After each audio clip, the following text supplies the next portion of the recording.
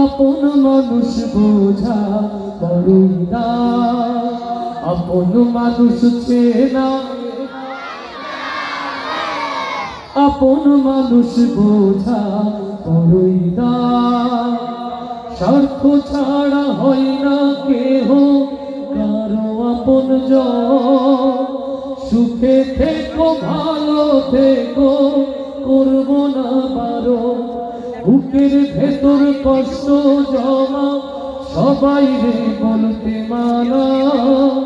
আমি হইলাম পথের পথি, পথেই ঠিকানা, কারণে অকারণে মানুষ শুধুই বদলে যায়,